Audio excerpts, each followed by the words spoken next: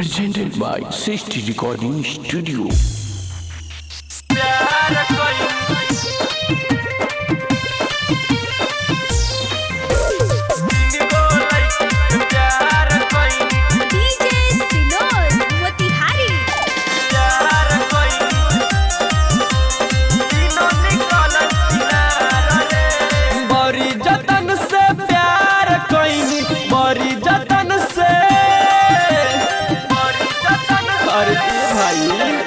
बड़ी जतन से प्यार कईनी, बड़ी जतन से प्यार कईनी, कर गईले खेलवार रे।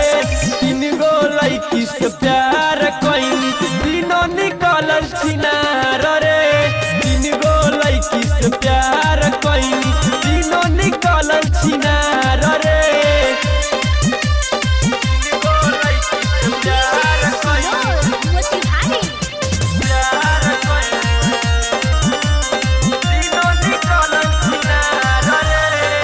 एगो नेहवा तुझे कजलिया, तीसरे में गुड़िया रे।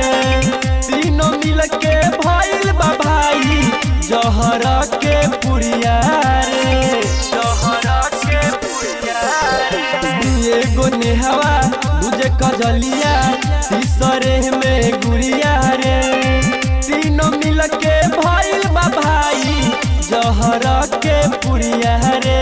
पीछे रोड चलतिया झार झुर के, पीछे रोड चलतिया झार झुर के, हमारा पकड़े वार रे। तीन गो लड़की से प्यार कईनी, तीनों निकलल छिनार रे। तीन गो लड़की से प्यार कईनी, तीनों निकलल छिनार रे।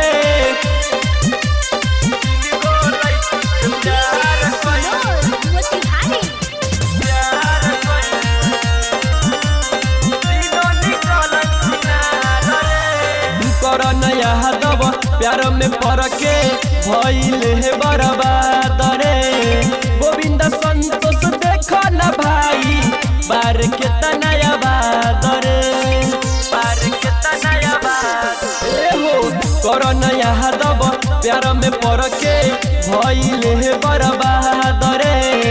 गोविंद बैंड देखो ना भाई बार के तनया बाद रे। चोखा खिया के धोखा देके, चोखा खिया के धोखा देके, दिल बजुआ झार रे। तीन गो लड़की से प्यार कईनी, तीनों निकलल छिनार रे। तीन गो लड़की से प्यार कईनी, तीनों निकलल छिनार रे। Sixty Recording Studio, Jamalpur Chowk, Shiwhar.